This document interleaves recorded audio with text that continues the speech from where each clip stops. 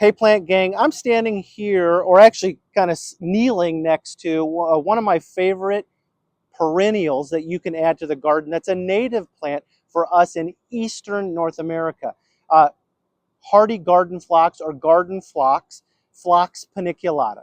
2 to 4 foot tall in the garden. I'm standing by one that's a little bit shorter. This is a younger plant, but it's one that is beloved by gardeners throughout, in particular the eastern part of the United States. Now, this is a plant that's been so popular with gardeners that it's actually escaped beyond its known native range, and so you'll see this in a variety of different ways throughout eastern North America. Now, this plant is one that likes a little bit of full sun.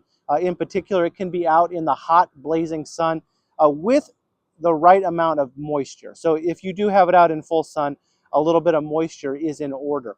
But another thing that you need to know about this, if you push this into shade, however, you're going to have more powdery mildew problems, which is really one thing that people complain about tall garden phlox having powdery mildew problems. Now, the one that I have in front of me is Phlox paniculata Gina. And Gina is one that is a very popular cultivar right now. Mount Cuba Center, who does a lot of research on native plants, really has rated this as its top phlox for pollinators. And so that's made this one very popular. The flowers are a little bit more dense. So I've got the inflorescence in my hand right now, and you can see these long tubular flowers, which really make the phlox beautiful. As I see this one right here, I can see where there were many older flowers, but phlox just reloads and it comes back again. It comes in a variety of colors. Of course, this one, Gina, that I have in my hand is this kind of purpley flower.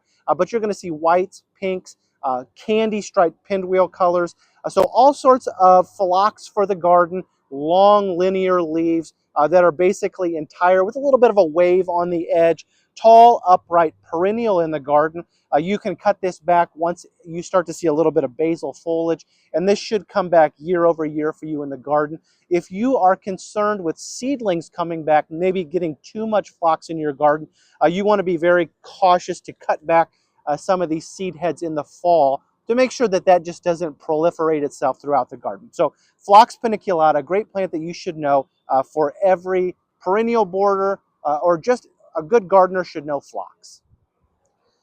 Phlox paniculata, the garden phlox. Here's a landscape tip. In winter, cut plants to the ground and remove their tops to minimize possible powdery mildew infection the following season.